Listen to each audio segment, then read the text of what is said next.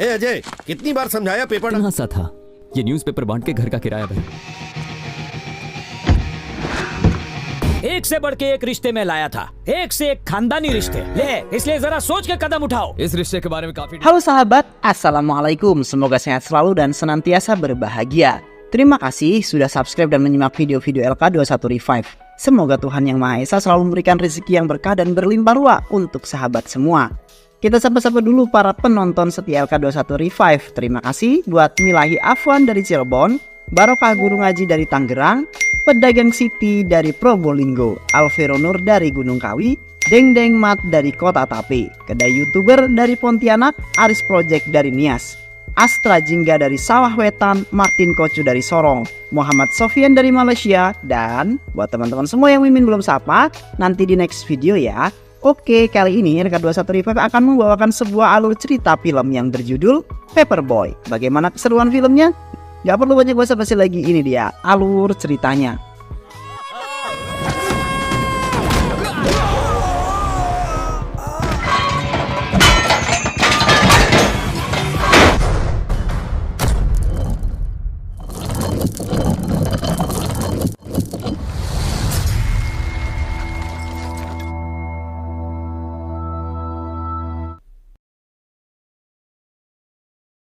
Mumbai, India berlangsung sebuah pesta hajatan pernikahan seorang wanita bernama Mega dengan pacarnya Karan. Pesta tersebut dihadiri orang penting yang berlangsung sangat meriah. Hal tak terduga kemudian terjadi ketika sesi pemasangan cincin kawin. Mega tiba-tiba pingsan.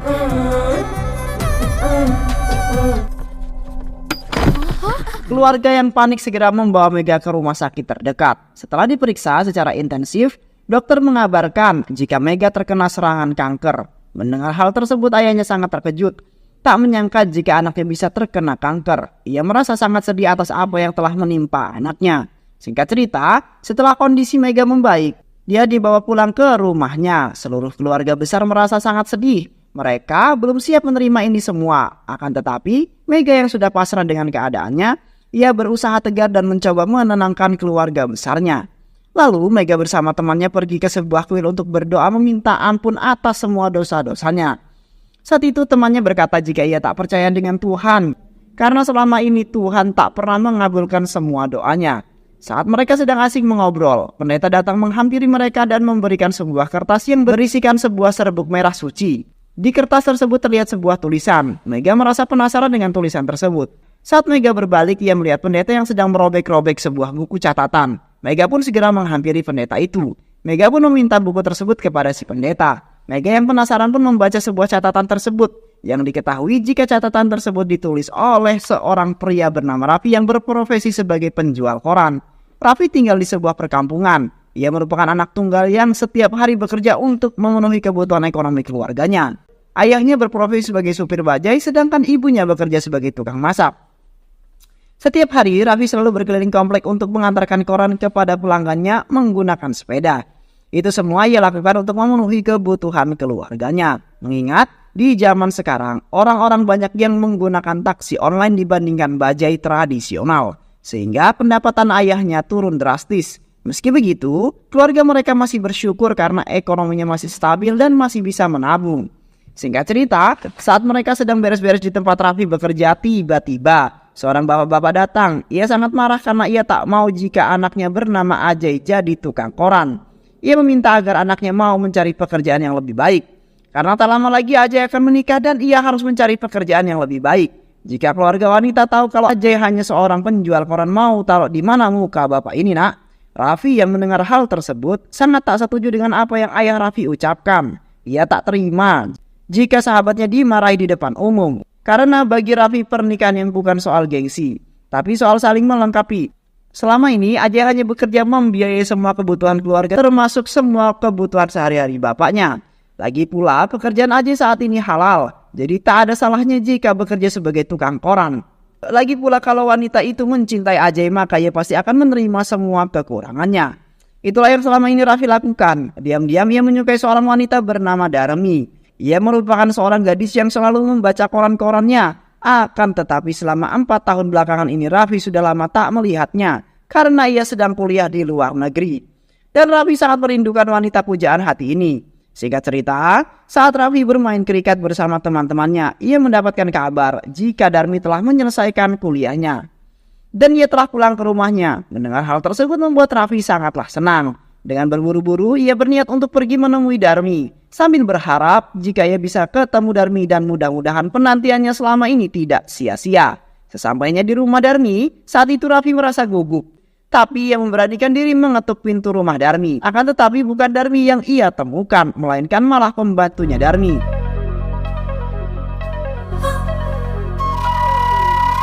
Esoknya, Raffi kembali ke rumah Darmi berharap jika kali ini Darmi yang membukakan pintu. Namun lagi-lagi Raffi dibuat zong. Ternyata itu adalah teman Darmi. वैसे मुझे भी बात ही जवानी है ये लीजिए Ia merasa sangat kecewa karena untuk yang kedua kalinya tak juga bertemu dengan wanita idamannya dan menceritakan semua kejadian itu kepada sahabatnya. Raffi tak menyerah begitu saja. Besoknya ia kembali lagi ke rumah Darmi. Namun sesampainya di sana ia merasa kecewa karena ia tak juga bertemu dengan Darmi. Raffi yang kesal pun kemudian berbalik dan melemparkan koran. Di saat yang bersamaan terdengar suara seorang wanita yang memanggilnya sebutan Paperboy. Dan ternyata itu adalah Darmi. Pada akhirnya, Raffi pun bisa melihat wajah Darmi setelah sekian lama penantiannya. Hal tersebut kemudian membuat Raffi sangat bahagia dan membuatnya tersenyum sepanjang jalan pulang. Sementara itu, di rumah Darmi ditelepon kakaknya yang bernama Vino. Darmi merupakan anak bungsu dari 3 saudara, sedangkan ayahnya adalah seorang dosen di sebuah universitas. Ayahnya selalu mendidik anak-anaknya agar suka membaca buku karena buku adalah jendela dunia. Sehingga Darmi selalu pergi di perpustakaan untuk meminjam sebuah buku. Saat itu, Darmi melihat sebuah tumpukan buku dan tertarik dengan novel di tumpukan buku tersebut. Penjaga perpus itu berkata bahwa buku-buku tersebut merupakan sumbangan dari seorang pemuda yang memiliki hobi membaca, sama seperti Darmi. Setiap pagi, ayah Darmi selalu menyempatkan dirinya untuk membaca sebuah koran sebelum ia berangkat ke kampus. Perilaku tersebut ia turunkan kepada Darmi saat Darmi membaca koran. Ia melihat beberapa kata yang digarisbawahi oleh tinta biru di koran tersebut. Hal itu membuat Darmi penasaran karena jika disusun dan kata-kata tersebut akan membentuk sebuah kalimat yang ternyata kalimat tersebut ditunjukkan untuk dirinya. Kalimat tersebut membuat Darmi salting. Tak terselang lama, Raffi datang ke rumah Darmi untuk mengantarkan koran seperti biasanya. Saat itu Darmi komplain kepada Raffi kenapa Raffi mencoret-coret koran dengan pulpen. Padahal hal itu ia lakukan hanya untuk memancing Raffi agar ia mau mengakui kalau kalimat itu adalah buatan Raffi. Raffi mengakui jika itulah kerjaannya karena selama ini ia diam-diam menyukai Darmi. Hello paper boy अपना नाम तो बताओ। Singkat cerita, hari itu Raffi menggantikan ayahnya untuk naring bajai karena ayahnya sakit. Saat di jalan, secara kebetulan Raffi bertemu dengan Darmi. Saat itu Darmi mencari tumpangan karena mobilnya mogok. Saat itu ia akan pergi ke pernikahan temannya yang tapi tiba-tiba mobilnya mogok. Raffi yang tak tega, ia pun kemudian dengan senang hati akan mengantarkan Darmi ke tempat tujuannya. Namun saat di perjalanan tiba-tiba bajai butut milik ayah Raffi mogok. Hal tersebut membuat mereka merasa bingung. Beruntungnya di depan jalan Raffi melihat ada sahabatnya yang sedang parkir. Ia pun meminjam motor temannya itu untuk sampai ke tempat tujuan. Sebelum itu mereka pergi ke toko bunga untuk membelikan sebuah karangan bunga. Darmi melihat karangan bunga yang dibuat Raffi. Darmi berkata jika suatu saat nanti ia ingin melihat bunga-bunga ini mekar di satu pohon yang sama. Lalu mereka pun pergi ke pernikahan teman Darmi. Sesampainya di KUA, mereka dibuat bingung karena temannya itu malah meminta Darmi dan Raffi menjadi saksi pernikahannya. Ternyata mereka berdua menikah tanpa sepengetahuan keluarganya. Darmi sih oke-oke aja, gak apa-apa deh jadi saksi. Tapi berbeda dengan Raffi karena baginya pernikahan bukanlah sebuah permainan. Tapi apalagi meminta orang lain menjadi saksi. Kita tak boleh egois. Pernikahan bukan soal sahnya saja, tapi pernikahan juga harus ada salah satu keluarga. Mendengar hal tersebut, akhirnya teman Darmi pun memutuskan untuk menunda pernikahan mereka. Malam harinya saat Darmi membaca buku, ia dihampiri oleh ibunya. Saat itu Darmi langsung curhat kepada ibunya tentang asmara. Ibunya berkata, jika dulu ibu dan ayahnya menikah karena dijodohkan oleh orang tua mereka. Selama pernikahan berlangsung mereka tak pernah saling mencintai, bahkan tak tahu apa itu cinta. Akan tetapi semua itu berubah ketika ibu melahirkan Darmi. Mendengar hal itu membuat Darmi tersadar secara diam-diam. Darmi ternyata ia sangat mencintai Raffi. Ia pun kemudian mencoba membuka hati dan pikirannya untuk Raffi. Tak disangka Meski hanya seorang tukang koran, ternyata Raffi adalah pemuda yang sangat sederhana dan juga cerdas dalam bidang ilmu informasi teknologi. Hal itu Darmi ketahui setelah ia melihat Raffi sedang mengikuti interview kerja di sebuah perusahaan teknologi. Darmi sangat kagum kepada Raffi, ia benar-benar dibuat jatuh cinta oleh sikap Raffi. Dan semenjak kejadian tersebut hubungan mereka berdua pun semakin dekat.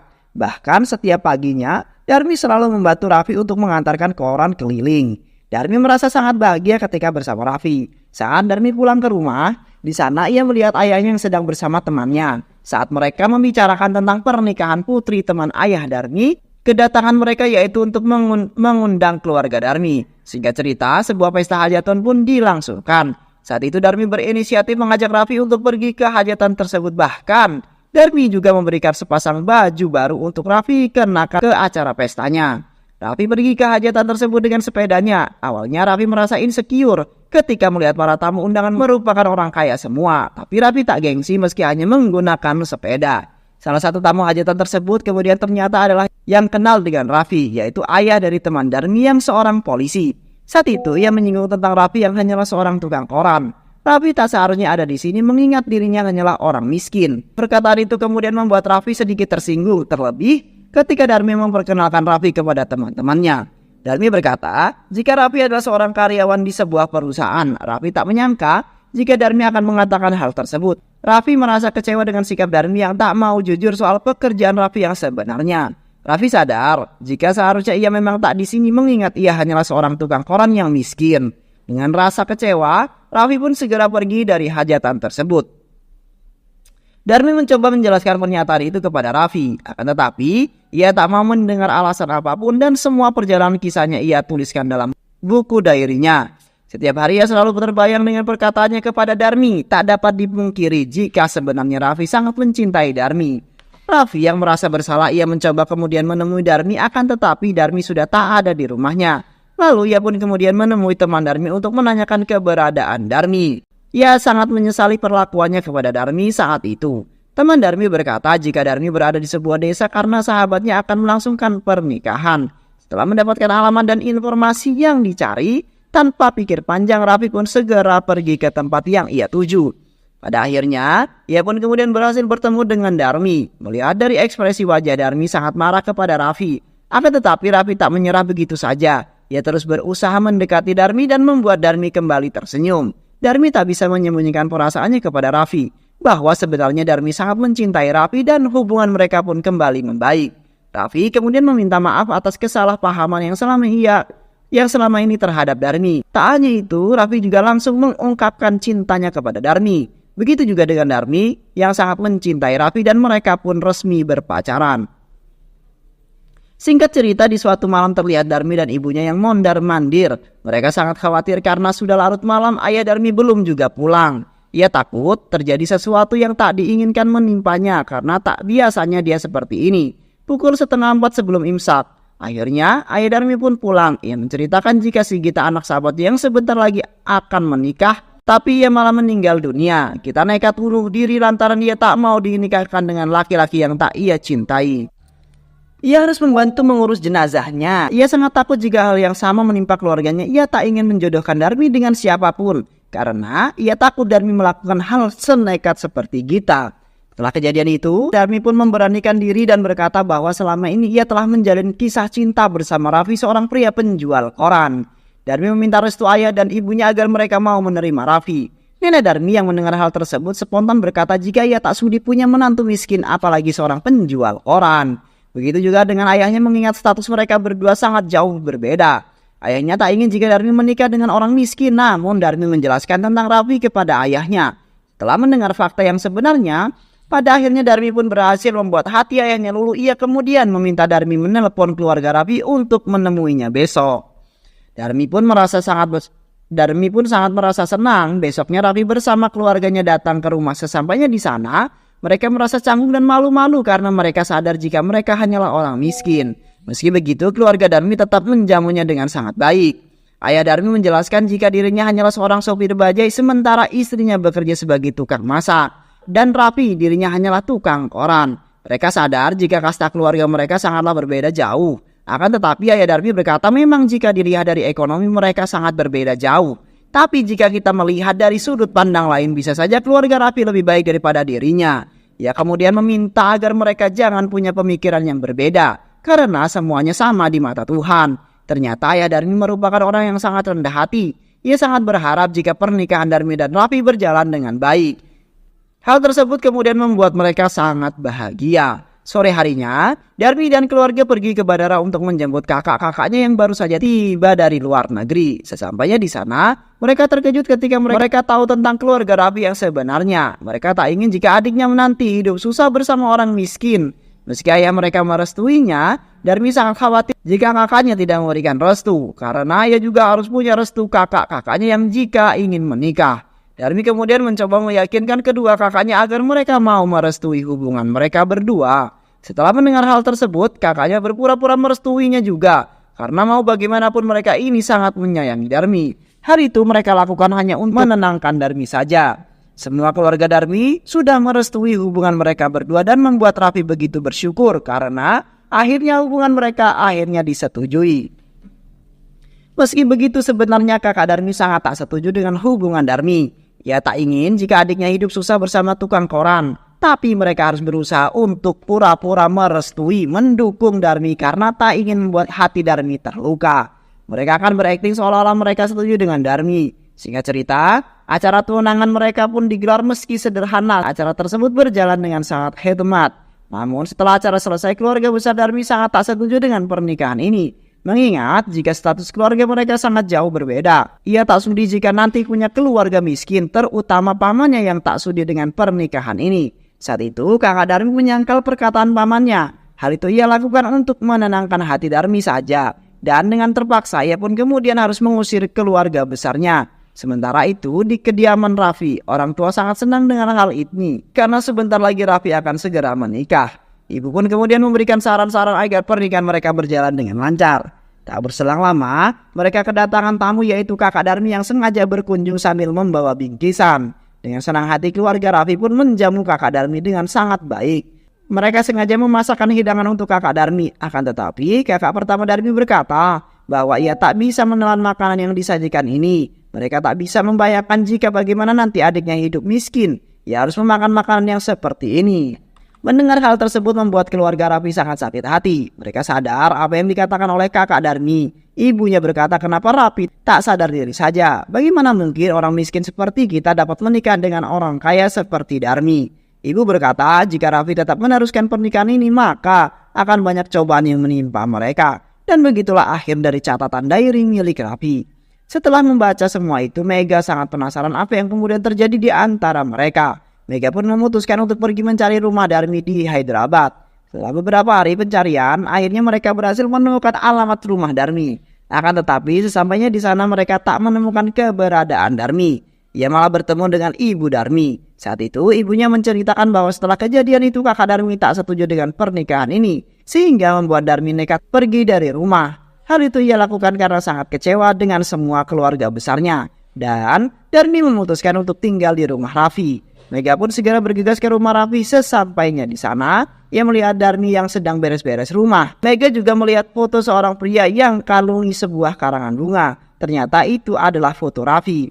Darmi kemudian bercerita di mana malam hari sebelum mereka akan berpisah, mereka berencana untuk makan malam.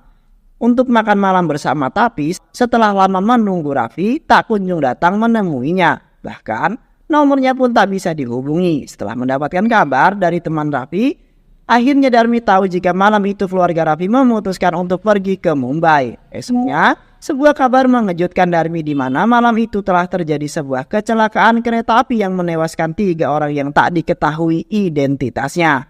Darmi yang melihat itu sangat terpukul karena ia yakin jika itu adalah Raffi bersama ayah ibunya. Dan alasan Raffi pergi pasti karena ulah kedua kakaknya. Akan tetapi, Mega setuju jika Darmi berkata bahwa itu adalah mayat Raffi. Mega yakin jika selama ini Raffi masih hidup. Dan mungkin itulah alasan Tuhan jauh-jauh mengirimkan Mega dari Mumbai hanya untuk menyatukan cinta mereka berdua. Akan tetapi, Mega tiba-tiba pingsan dan ia pun segera dilarikan ke rumah sakit terdekat. Saat itu, Karan datang dan membawa sebuah bingkisan bunga. Darmi melihat hal tersebut seketika teringat dengan Raffi. Karena hanya Raffi yang mampu menanam bunga seperti ini.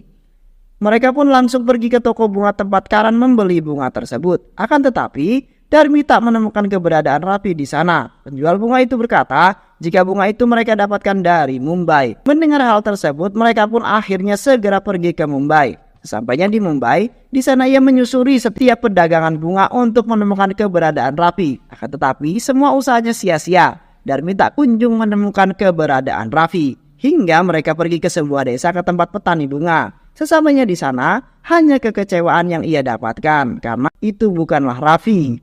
Semua usaha sudah ia lakukan tapi tak kunjung bertemu dengan Raffi. Dan mungkin saja usahanya selama ini hanya sia-sia. Saat di perjalanan pulang, seekor anjing tiba-tiba datang dan mengejar mobil mereka yang sepertinya anjing itu ingin memberitahu mereka sesuatu.